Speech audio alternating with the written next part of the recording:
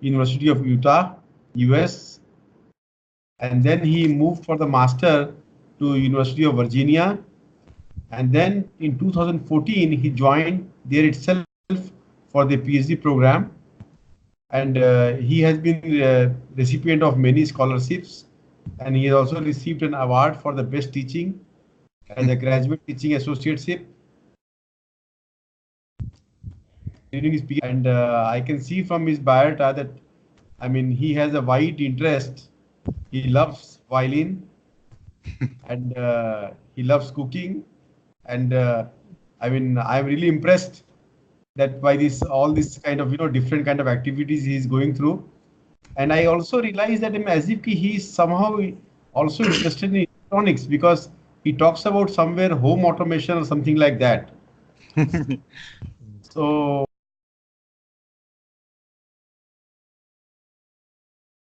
my own son has been really learning violin for last several years.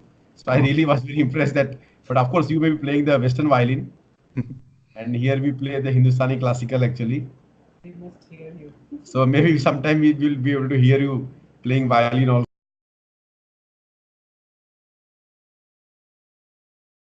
Jack to start his talk.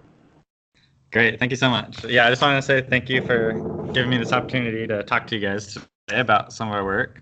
Like you said, I've been working with Professor Kent Yagi over here at University of Virginia for about a year now, and today I'll be talking about two of our recent papers that came out in the last few months. So the first one I worked on with Katerina Chatsnow, Carl Haster, Nico Yunez, and Kent. And then the other one I worked on with Andrew Steiner and Kent Yagi. So the title of my talk will be Constraining Nuclear Matter Parameters and Improving Universal Relations after GW170817. So I'll be mostly talking about how we can use gravitational waves to in the equation. Just a quick outline of what I'll be talking about today. So I'll start out with a brief introduction, background, and theory. I'll kind of go through these a little quicker. So I'll talk about the equation of state, gravitational waves, and the first binary neutron star merger event, GW170817. And then I'll move on and talk about our first paper from December. So this is Constraining Nuclear Parameters of GW170817. And here this is kind of an expansion on Malik et al.'s paper last year on how we can constrain nuclear matter parameters. And then the second half of my talk, I'll talk about how we can use the same event to improve universal relations. So these include the I love Q relations, the C love relation that's between the compactness and the tidal deformability, and then also binary love relations. This is for if you have two neutron stars in a binary system. It's the universal relation between symmetric and antisymmetric combinations of their love numbers. And then last, I'll give a brief comment on how important the improvement of universal relations are for the future of detections. So I'll discuss future improved interferometers and see when the systematic versus statistical errors dominate each other. And I'll finish up. All right, so just a few introduction slides. Why do we need to study the nuclear matter equation of state of neutron stars? So as you know, here on Earth in a terrestrial lab, we can only study up to about the nuclear saturation density, which is somewhere between 2 and 3 times 10 to the 14 gram per centimeters cubed. But what about if we want to study past this into higher density regimes? So then, of course, we need to move into neutron stars. So as you know, these have supernuclear densities. The central densities are somewhere between 5 and 22 times the saturation density, depending on which equation of state you choose. So that brings us to the main question of the talk. What is the equation of state of supernuclear matter?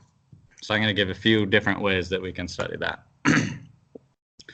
So the equation of state, that is the relationship between pressure and density in a neutron star, is very important because it determines many of your global properties of the neutron star. So a lot of examples are mass, radius, tidal deformability, moment of inertia, quadrupole moment, etc. So here in this figure, I've plotted the MR relationships for 4 different equations of state. So we have SLI, H4, we have a hybrid star, which I'll talk about later, and a polytropic approximation. So as you can see, based on which equation of state we choose, we get drastically different properties of the star. So that's why it's important to try to constrain this to figure out what they're going to be. So there's lots of different possibilities for this supernuclear equation of state. First off, we just have a basic approximation. That's the polytropic EOS. So that's the pressure is given by some power law of the density. So this is a poor approximation, but it's nice because it gives you some easily analytic forms that you can use. Next, you can move up and use relativistic or non-relativistic nuclear model equations of states. These are a lot more accurate than the polytropic form, but they're harder to get. It requires nuclear interaction theory. And then there's some more exotic equations of states. So, for example, hybrid quark-hadron star equations of state. So I'll talk about this a little bit later, but you can see in this equation of state plot down here, once the pressure reaches some critical transition pressure, here for this hybrid star, it's somewhere around between 10 to the 34 and 10 to the 35, first order phase transition occurs where the hadronic matter, it's to the left, transitions into the quark matter over the right. So you get a big jump in density right there. So we'll talk about that a little bit later. And then there's also a lot of different ways we can approximate equation of states or parameterize them. So we have piecewise polytropic approximations. That's where you just stitch together various polytropes. And then we also have asymmetric nuclear matter parameterization. That's what we're going to talk about today.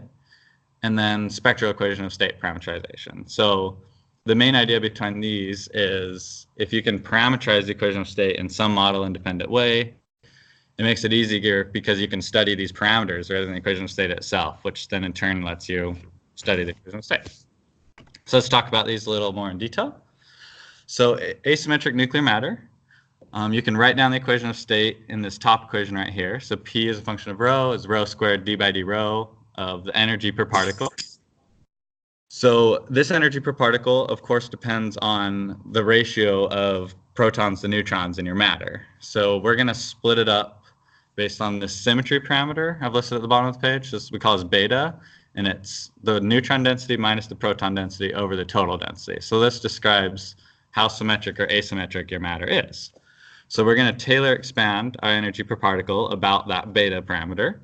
So we'll get two terms. The first one is symmetric nuclear matter energy. So this is the energy at beta equals 0.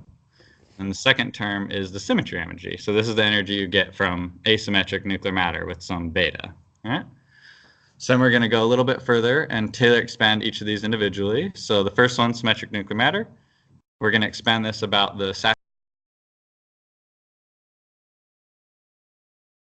rho minus saturation over 3 times saturation. So we get the energy per particle at saturation density plus 1/2 k naught y squared plus 1/6 q naught y cubed. And then similarly for the symmetry energy, we get j naught plus l naught y plus 1/2 k sim y squared. So these 6 nuclear parameters I've shown here are the 6 lowest order nuclear parameters. And you can imagine if you could constrain all of these, or if you knew exactly what these are, you can work backwards and find the equation of state from those. So that's our goal, is to constrain these. All right, so in our investigation, similar to Malik et al.'s study last year, we're going to study the incompressibility, that's K naught, and then the curvature of the symmetry energy, that's K sim, and then also a new one, M naught, which is a linear combination of Q naught and K naught, which is the slope of incompressibility. And all these are evaluated at the saturation density rho nuc or rho naught. All right. Another representation. So this is the spectral expansion of equation of states. So as I showed you earlier, polytropic equation of state, P is equal to kappa rho to the gamma. So this adiabatic index gamma is actually a function of pressure.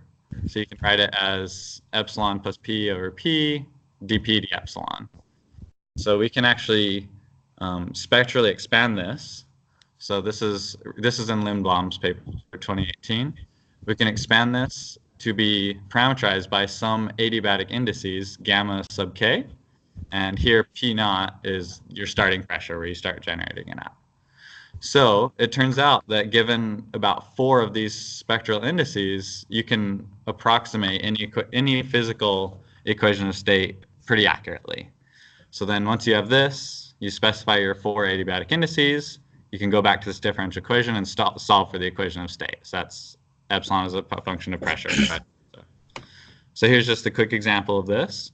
So in orange, I've plotted the SLY equation of state, and then in blue dots, I've overlaid the spectral approximation using 4 indices. So you can see it's a pretty good fit. So using this, we can it's also another way of parameterizing our equation of state into 4 model-independent parameters. All right.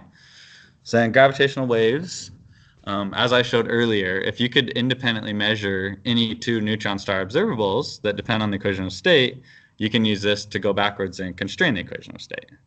However, unfortunately, light-based detectors or telescopes, we can only currently measure M accurately, but not R yet. So soon in the future, there will be ways to do this with nicer, but for now, light-based detectors can only accurately measure M. On the other hand, gravitational waves, we can probe the tidal deformability a lot better than you can with light-based detectors. So just a brief recap on tidal deformability. If you have 2 compact objects orbiting each other, so if you're here, I've drawn a black hole and a neutron star. Black hole will emit some tidal field, which I've called epsilon ij, and the neutron star will react to that tidal field with a quadrupole moment, qij, which we can take to first order the linear response to this tidal field. So qij is minus lambda epsilon ij, where we call lambda the tidal love number, and then we can further take the dimensionless form of this by dividing by mass to the 5th of the neutron star.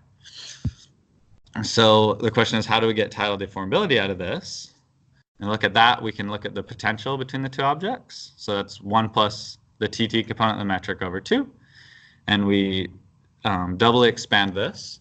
So we get M over R, that's your standard term that you usually see in a gravitational potential. But then we also get these 2 new terms. So 1 over R cubed times quadrupole moment. And then over here, we also get an R squared times the tidal field.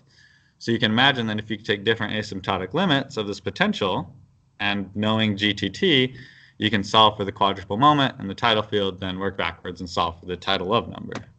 So that's what we do. You start with an unperturbed background metric. That's this red term up here, G alpha beta 0.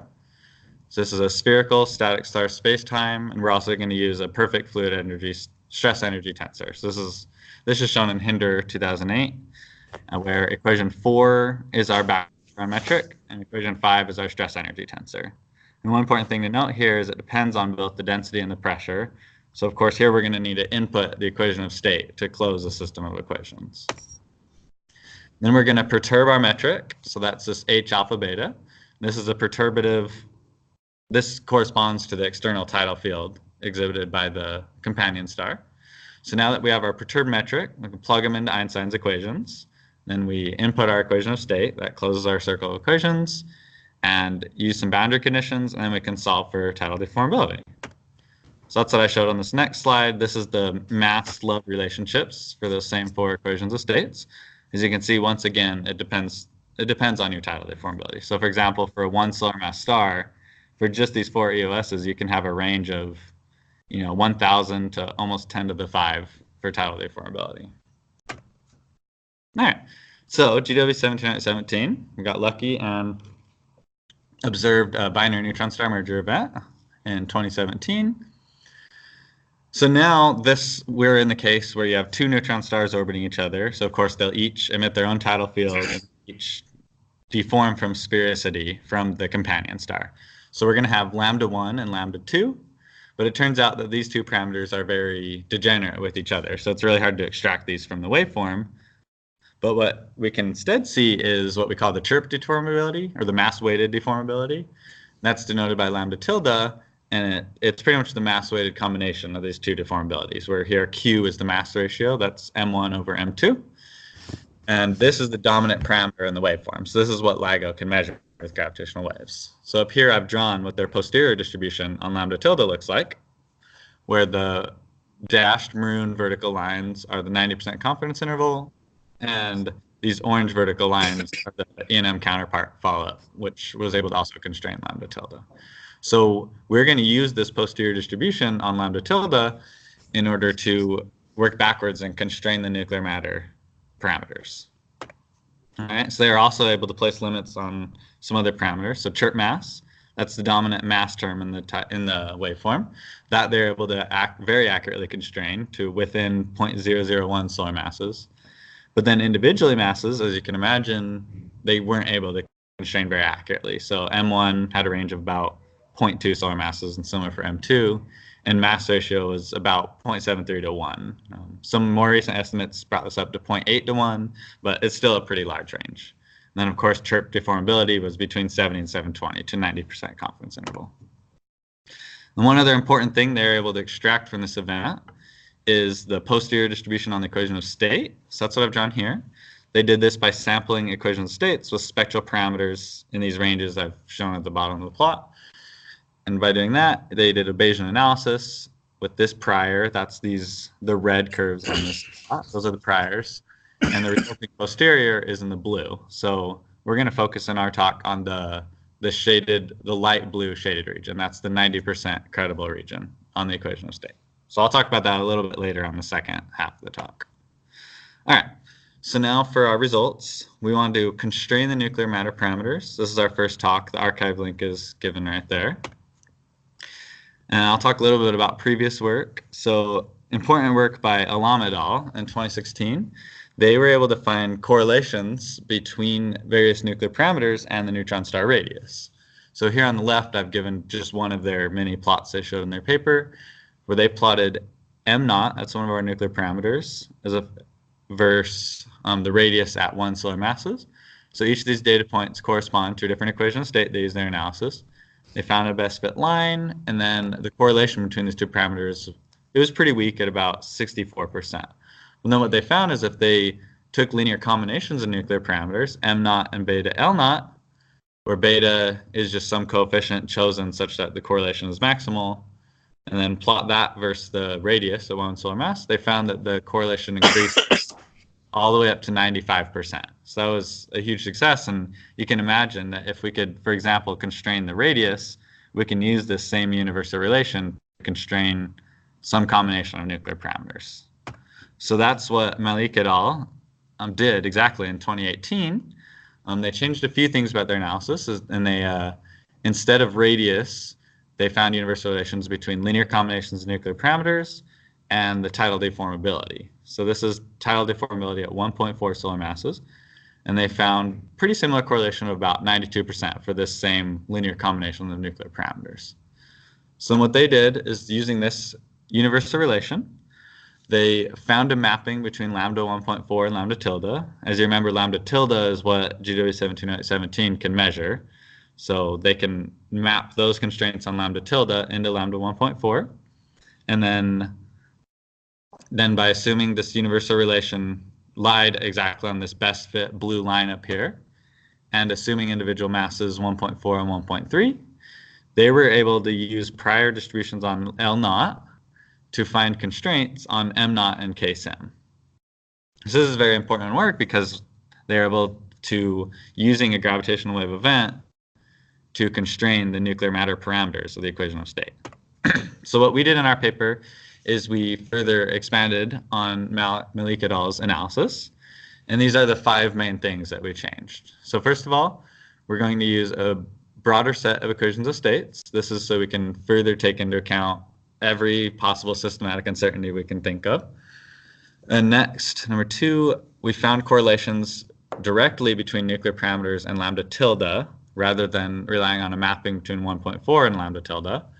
And this is because we found that, first of all, we don't have to worry about that extra step or the extra uncertainties associated with the lambda 1.4 lambda tilde relationship.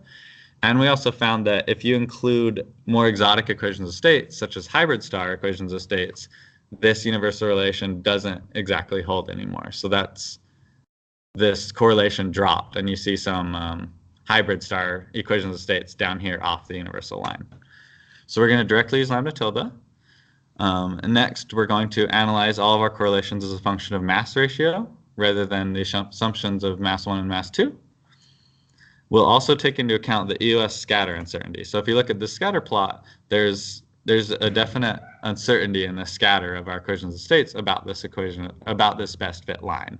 So we're going to take into account these uncertainties, and I'll explain how later.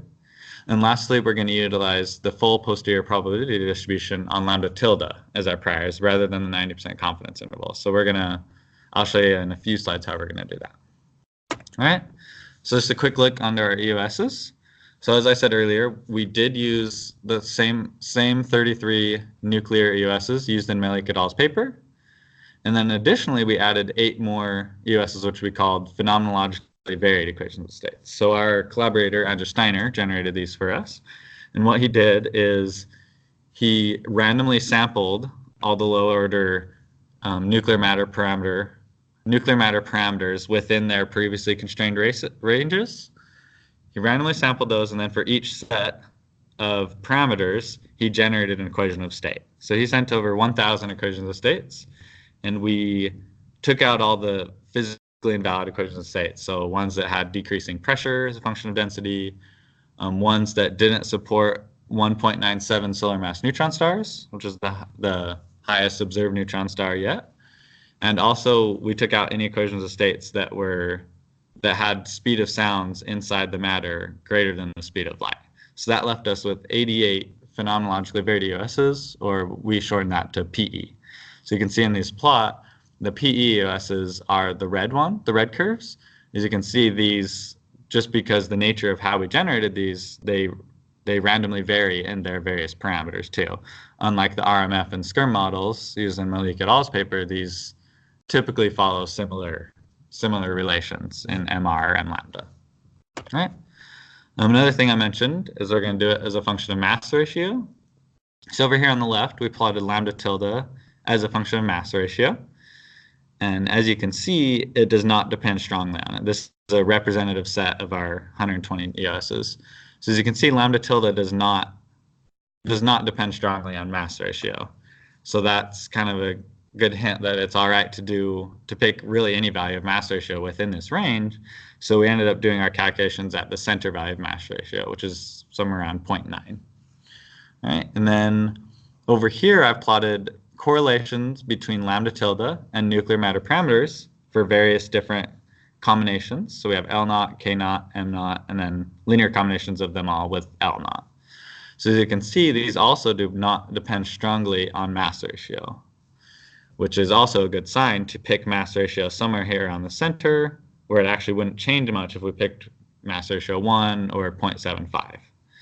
And one other important feature to note about this is because we use such a large set of randomly varied equations of states, our correlations dropped pretty significantly from what Malik et al. Found. So for example, M naught plus beta L naught, which is what Malik et al. Did, is this solid green curve right here. We found correlations of about 0.6, where they found it clear up at about 0.92. So by taking into account this large range of equations of states, we took a hit of correlations. Although we got lucky and K-sim, it turned out, no matter how many equations of states we added, K-sim always stayed with pretty high correlations of about 0.9. And that's, if you remember, K-sim was one of the higher order, it was the highest order nuclear parameter that we're considering. All right. So here are our results. This is what we did. Start off by generating a two-dimensional posterior probability distribution between some given nuclear parameter. Here in this example, I have K-sim and lambda tilde. So this is just a multivariate Gaussian distribution given by this top equation here. You can see this also takes into account the covariances between the two parameters. So you can see that by the tilt of these ellipses. Oops. So then what we're going to do is we're going to combine this with the posterior distribution derived by GW170817. So what we're going to do is we're going to multiply these two probability distributions together and then marginalize over lambda tilde. So that's given by this equation here. Multiply the PDFs, integrate over lambda tilde, and we end up getting a full posterior distribution on K-sim. So we can do this for all the different parameters. Here, I'll show you the results. So here's the PDF on K-sim, where I've highlighted our 90% confidence interval. That's the shaded region right here. And then for comparison, Malik et al.'s ranges are given by the blue dotted vertical lines. So as you can see, our constraints do get significantly weaker than Malik et al.'s, but that's because we took into account a large portion of systematic errors that weren't previously considered. And then similar to the same thing for M naught, you can see we get very similar results. So we get a larger range, which still encompasses Malik et al.'s ranges. And lastly, for K naught, they actually didn't consider this nuclear parameter, so we added this for completeness just to consider all three of those. You can see we got somewhere like between 80 and 360 or so. So that's the last slide for this talk, and then I'm going to move on to how we use the same exact event to improve the neutron-star universal relations. So as I showed you earlier, the equation of state strongly determines many of our global properties of our neutron star. So here's mass versus radius. Based on which EOS you choose, you get vastly different relationships. But it turns out if you specifically pick certain combinations of things to plot, for example here, moment of inertia, that's I, versus our tidal love number, you get that all of our equations of states, as long as they're nuclear matter equations of states, lie on this same exact line. So as you can imagine, this has a lot of important applications in gravitational wave physics. So just a few of them. Universal relations, as you can imagine, break degeneracies between observables. So looking at this plot, if we could measure lambda tilde, or lambda, let's say 100, we can automatically determine that I is around 8. All right. So this breaks degeneracies between observables, which ultimately allows one to reduce our parameter extraction efficiency from Bayesian analysis on gravitational waves. So LIGO routinely uses the binary love relations to reduce their number of parameters in their waveform set, which gives them an improvement of up to an order of magnitude estimation efficiency on certain parameters. And there's also a lot of other things you can use these for, which I won't really talk about today, but you can test general relativity with these. And you can also probe nuclear physics. So here's what Yagi et al. Found in 2013. So here's the I love universal relation. This is the same thing I plotted earlier, but for their 23 or so equations of states they used. So this bottom panel shows the fractional differences from the fit for each equation of state. As you can see, they all lie on that line within less than 1% uncertainty. So this relationship is very highly universal. And similarly for C love, this is the compactness versus tidal deformability. There's also a universal relation between these with slightly higher universality. You can see here on the bottom panel, this goes up to about 6 to 7% universal. And then also we have binary love universal relations. So this is also by Yagi et al. And it turns out if you, instead of looking at individual neutron stars, look at a binary system, then you can define these symmetric and antisymmetric combinations of tidal deformabilities. So lambda s is lambda 1 plus lambda 2. Lambda a is lambda 1 minus lambda 2. You can then plot these as a function of mass ratio. So these are now two-dimensional universal relations, and they actually lay on a plane now. So if you plot lambda s versus lambda a as a function of mass ratio, all of our equations of states lie on this universal plane. So what they did is they took different cross-sections in Q. You can imagine that'll just form a line. And this is the results. So they took cross-section at Q equals 0.5, Q equals 0.75, and Q equals 0.9. And you can see all the equations of states lie on these lines within some given uncertainty. So down here on the bottom panel, they show the fractional difference again. You can see for 0.5 mass ratio, we're universal up to about 1%.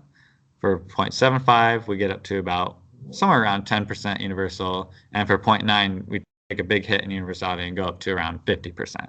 So that's displayed over here. You can kind of visualize it on this contour plot on the right, where he plotted M1 versus M2, where the colors represent the maximal EOS variation. So if you look over in this plot, that would be the highest data point for that given mass ratio. So you can see if, for example, M2 is large and M1 is small, we get very, very good uncertainty, very low uncertainty on our EOS variation. But if they're both around 2 solar masses, it jumps clear up to about 50%. So we're going to try to improve these universal relations using this GW170817 event. So how can we do that? We're going to start off by generating spectral equations of states, which I talked about earlier, which lie within the 90% confidence posterior derived by the LIGO collaboration.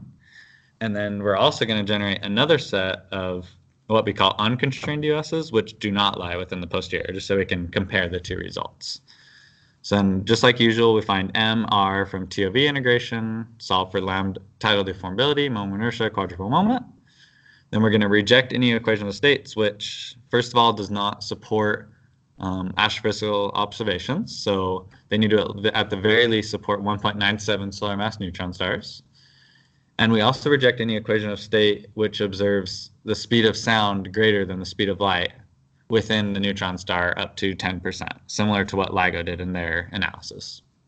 Then what we're going to do is we're going to reconstruct the I love Q, C love, and binary love relationships, and hopefully see if we get reduced EOS variation from what Yagi et al. Found. So here are our spectral equations of states. As you can see, the very background layer is GW170817's 90% posterior. And then we have our constrained EOSs.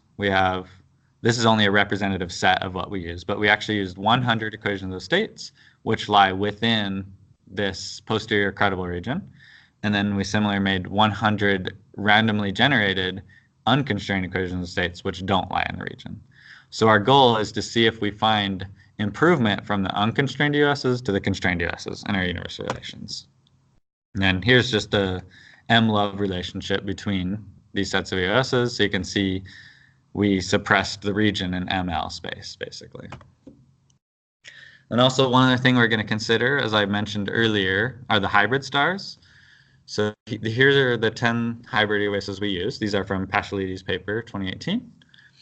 And as you can see, once they reach their transitional pressure, somewhere around almost 1 to the 35, or 10 to the 35, they observe a transition where they convert into quark matter in the core.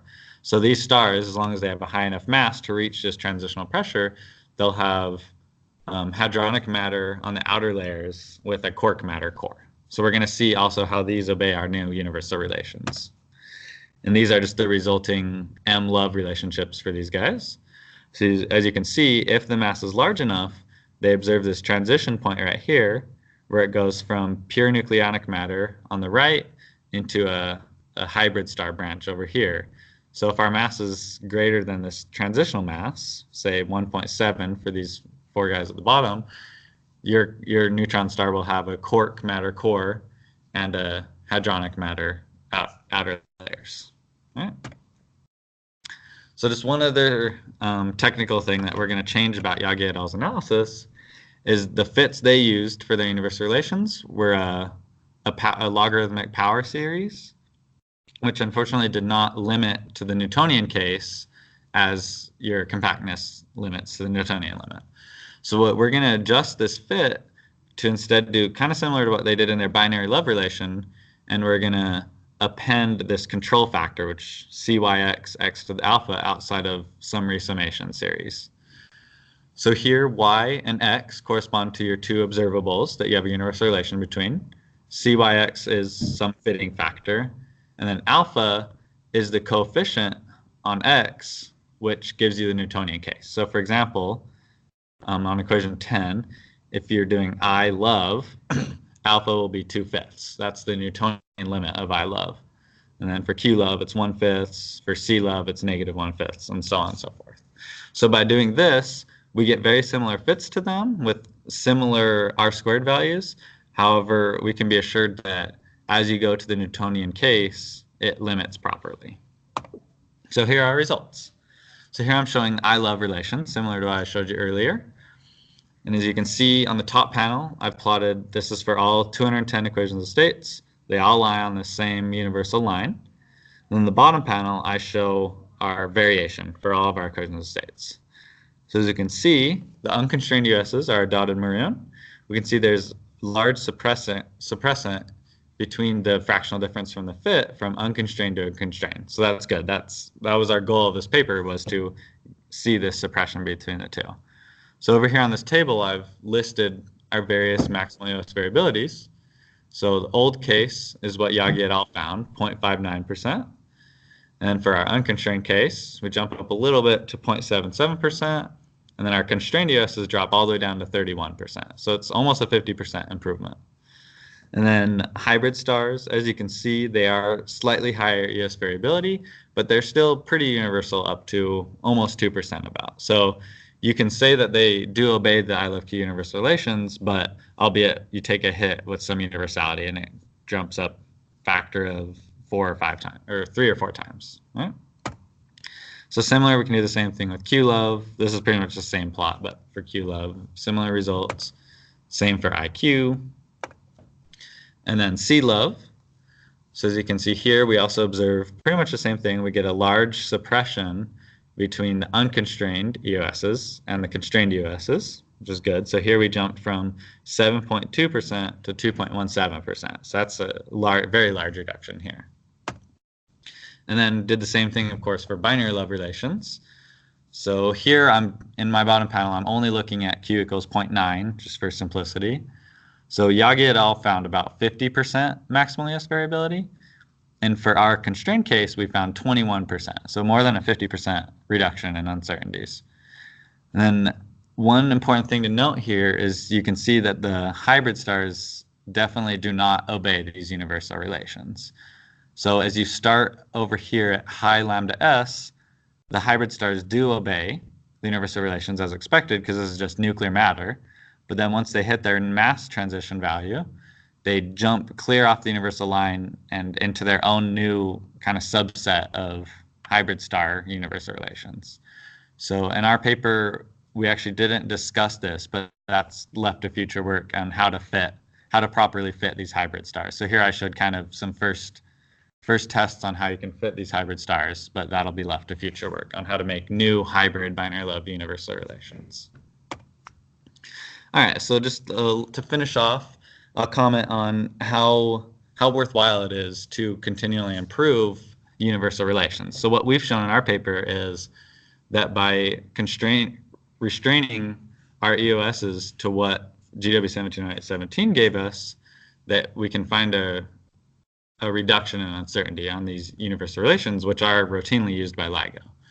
So we are going to look at the statistical uncertainties on lambda tilde for multiple future detectors. So we're going to look at advanced LIGO, A+, and Voyager. These are all future improvements to the current O2 sensitivity we have, which GW170817 was observed on. And also we'll consider two third-generation detectors, Cosmic Explorer and Einstein Telescope. So there are multiple things going on in these new telescopes. For one, the noise will obviously be lower, so we'll have less statistical uncertainties simply from the construction of the telescope. But also another thing you take into account is as these telescopes improve their horizon distance, they're going to start to observe more than one binary neutron star event per year. So Abbott et al. In equation 13 showed, or this is the binary coalescence rate over 1 year. So you see about 1540 per cubic gigaparsec per year. So once you're getting to third generation detectors like C and ET, we could possibly be getting upwards of 1 million events per year. So this will also contribute to our lowering of statistical uncertainties. So we're going to take that into account by stacking together the uncertainties on tidal parameters. So just a brief little disclaimer is, in the future, events will all have different masses, and therefore they'll have different chirp deformabilities, because as I showed you, lambda tilde depends on the mass of your system. So every future event will, of course, have different lambda tilde values, which means we can't accurately stack uncertainties between future events. So we did a little work to reparameterize the waveform. Instead of using lambda tilde and delta lambda tilde, which is currently used, we're going to use lambda naught and lambda 1, where this is found in Yagi et al.'s paper and also I think Del Pozo's paper as well. So if you Taylor expand your tidal deformability about some reference mass, which we take to be 1.4 solar masses, we get these new tidal parameters. So lambda naught plus lambda 1 times 1 minus your mass over 1.4. So lambda naught is also known as your deformability at 1.4 solar masses, similar to what Malik et al. Used. And then lambda 1 is the slope of your deformability. And as you can imagine, these two parameters do not depend on mass. So you can see here where I plotted lambda naught as a function of chirp mass. You can do the same thing for mass 1 or mass 2, but it's completely flatlined. So lambda naught does not depend on mass, which means it'll be identical for every future event. So by that logic, we can if we reparameterize everything in terms of lambda naught, we can stack our uncertainties in this and use this to make some comparisons between statistical and systematic errors. So that's what we did here. I know this plot's a little busy, so let's just go through everything going on here. So our y-axis is our uncertainties on lambda naught for various different things, and our x-axis is your SNR of your event. So these different columns are different detectors which observe an SNR of GW170817 as if it were detected on that interferometer. So for example, O2 saw GW170817 with an SNR of 32.4, so that's this column, where CE, if CE were to observe that same event, they would have seen an SNR of about 2800 or so. So what we've drawn here is this dashed horizontal line are the systematic errors. Oh, sorry, there's a typo here. This is lambda naught systematic errors. So this is the systematic errors on lambda naught injected into our system by using the universal relations in our parameter extraction process. And then all these other things are our statistical errors, the interferometer side of the error. So for this talk, I'm just going to talk about the blue things, not the hollow circles or the hollow region. So the blue circles correspond to the single event statistical errors on the parameter extraction of lambda naught. So we got these through simple Fisher analyses. And as you can see, O2 currently had a statistical uncertainty on lambda naught of around somewhere between 100 and 200, which vastly dominates our systematic errors, which are somewhere around 10 to 20. So currently, if we were to use our improved universal relations, it wouldn't make much of a difference from using the old universal relations just because we are in a vastly statistical error dominated regime. However, if we move all the way over to Cosmic Explorer, you can see this blue dot is now below the systematic error line. So now we're in a systematic error dominated regime. And this is where it'll become much more important to lower our systematical errors in our universal relations. And then what we've plotted here in the blue shaded region, this is the combined uncertainties on observing n events. So O2, of course, was one event.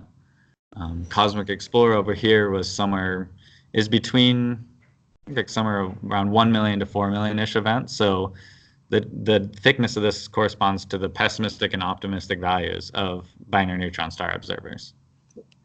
So the takeaway from this plot is highlighted in this red circle here. As you can see, once we get to Voyager-class detectors and beyond, this is the turning point where the systematic errors become comparable to the statistical errors. So at this point in the future, this is when it becomes very important to start to reduce our systematic errors as our statistical errors continue to go down. We always want to keep them as close as possible. So it definitely is important to keep on reducing our systematic errors, and it'll be critical in the future once we get to the third generation detectors. And just to finish off our talk, we expanded upon Malik et al.'s analysis to be able to determine new constraints on nuclear matter parameters. And we are also able to use information from GW170817 in order to more accurately constrain our universal relations, which will become more and more important as we improve our detectors to Voyager-class and beyond. And that's it. Thank you. Thank you. Thank you. Thank you. Thank you. Thank you. Okay, so the now time is for discussion. Great. Now you can switch on your video so that I can see who is asking questions. Okay. Okay. Video तुम्हारा बयान दिखेगा.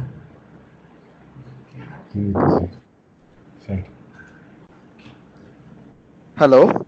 Hi. Yes. Hi, this is Chiranjeev speaking from India.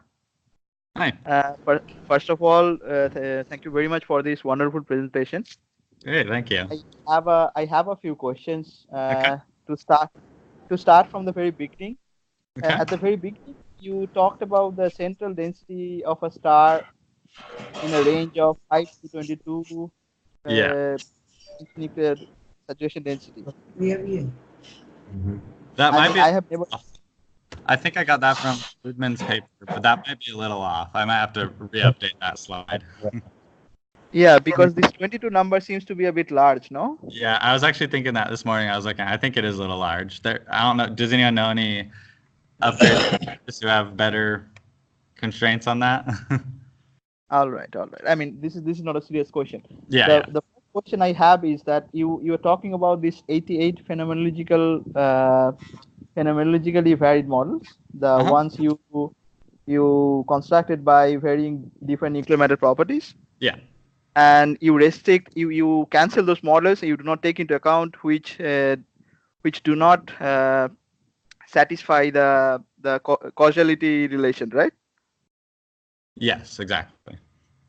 My question is that when you talk about this phenomenologically varied this equation of states, I mean, inherently in the nuclear matter properties, they have some certain correlations existing among themselves. Yeah. When you vary them randomly, like what you have done in this work, do you still carry those integrated correlations? Sorry, you cut out there at the end. What did you say? Now you can hear me? Yeah, I can hear you now. Uh-oh. I think there's some loss of Wi-Fi or something going on. Okay, Jack. Yeah. Yeah, the question which he's trying to ask is the following: that when you have the 88 equation of state obtained phenomenologically by random sampling parameters. So when you sample your nuclear matter parameter randomly, that means you do not really have the correlation between the various nuclear matter parameters you are using. Let us say you can have a model for K0 something very small and symmetry energy parameter very large, because you are randomly sampling the models. Yeah. But we know that the models which is obtained by fitting the binding energies, in that these nuclear matter parameters, incompressibility, symmetry energy, these are all somehow correlated actually. Yeah. Okay, so that correlation among these nuclear matter parameters is missing in your models. Yes, And that is true. Yeah. and that is, I believe that is a very strong reason for correlation becoming weaker in your calculation, because the models which you are using, they are not consistent with the binding energy of the finite nuclei. Yeah, that is a good point. Because I tell you what happens, let us say I take a model which binding energy is fitted. Now if I change the rho zero, let's say I little bit tweak with the saturation density, then I have to now change all the other parameters to get the binding energy back. But in your models, when you sample randomly, these things are basically taken into account. So the models which we are using, they are all consistent with the finite nuclei data. So basically there is some inbuilt correlation which is already taken into account, Yeah. which is somehow missing in your calculation, because I was very surprised to see the correlation becoming so weak.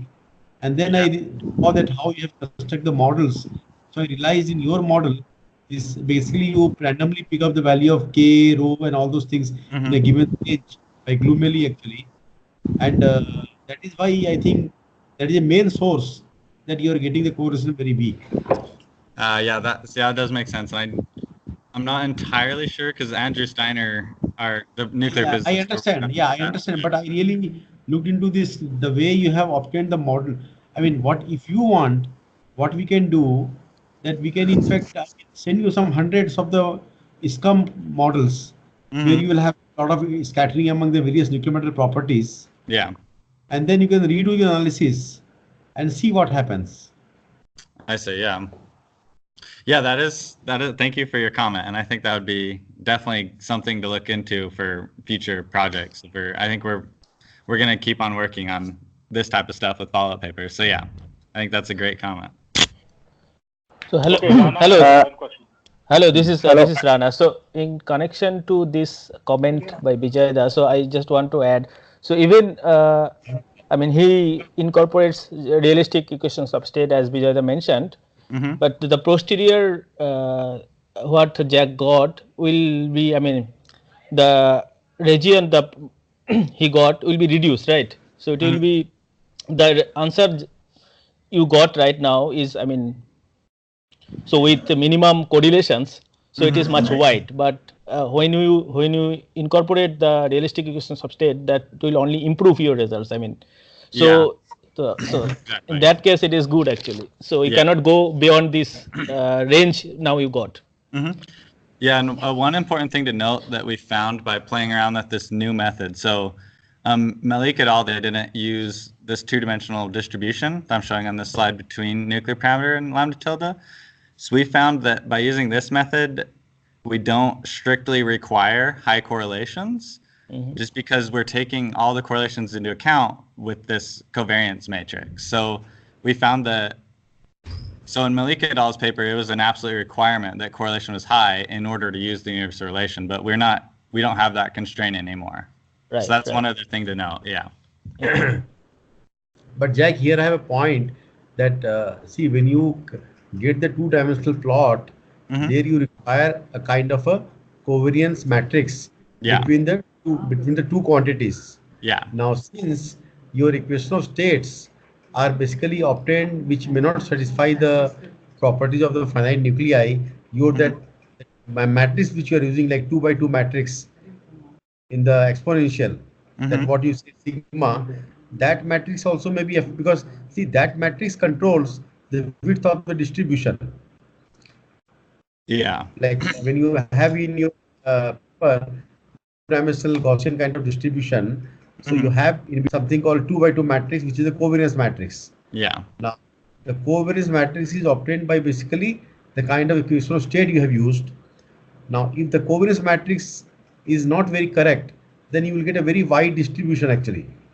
Yeah. So I think if you use the proper equation of state, then your covariance matrix also will get affected, and that will in turn will affect the width of the distribution actually. Yes.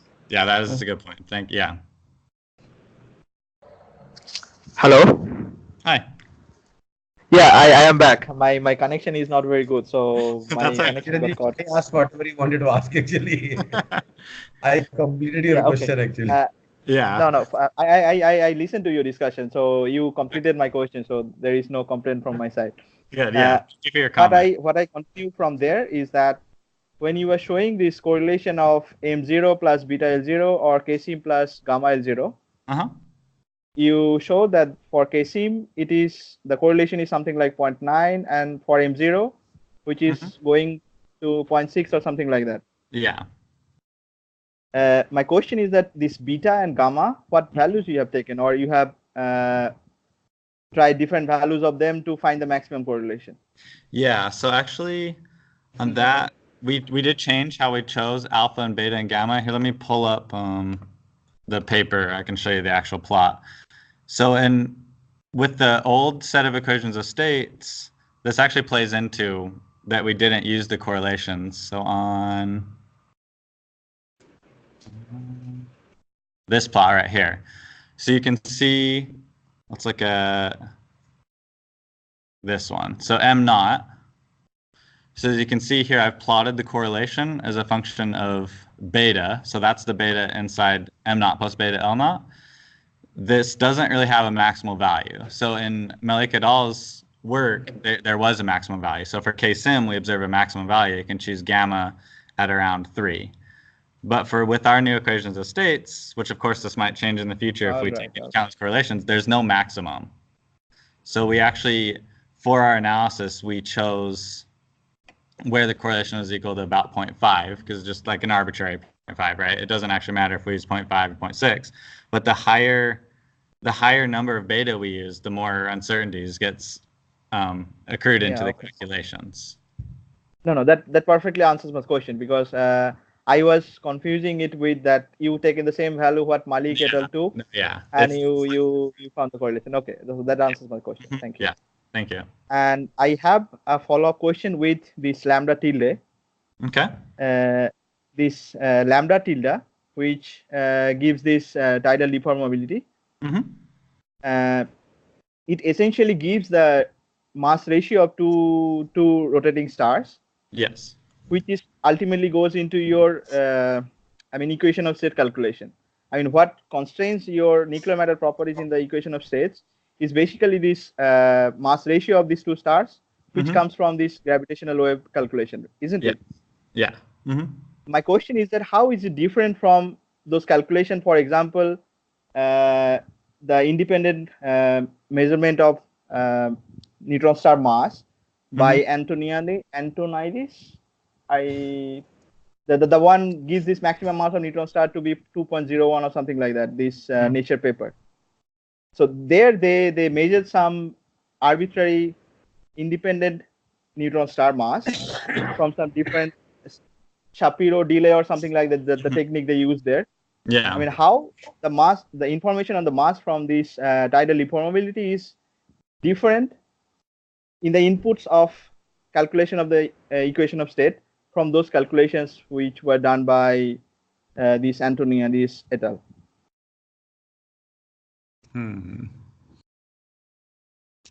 Essentially it gives the input of the mass of the neutron star in the calculation of equation of state.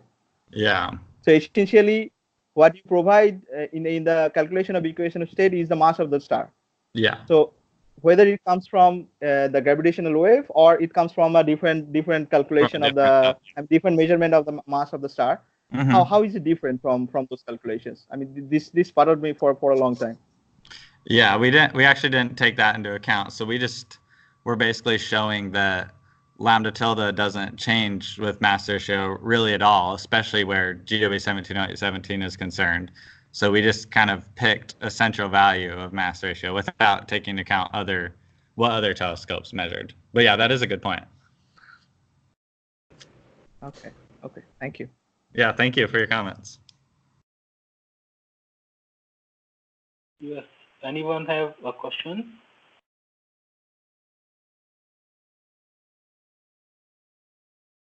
So maybe I can ask one more. Okay.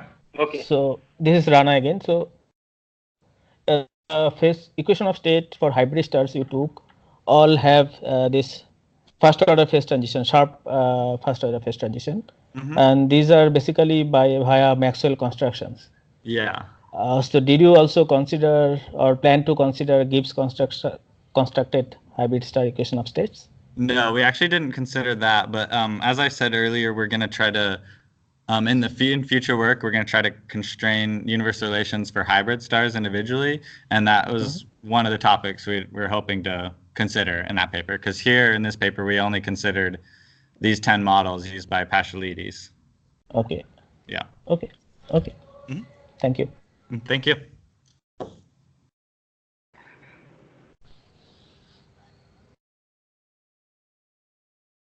Yes. Bhaskar, do you have any question?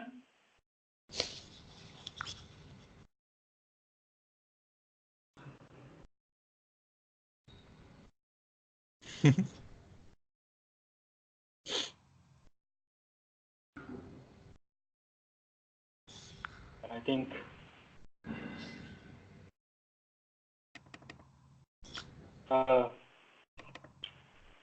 Sir, do you have any question? No, I asked whatever I wanted to know actually. Okay. All right. I think we can close now. All right, great. Well, thank you so much, everyone, for listening Yes, and thank for you great very comments. much. It was a very Thank you good very much. presentation. Thank you. Yeah. Thank you.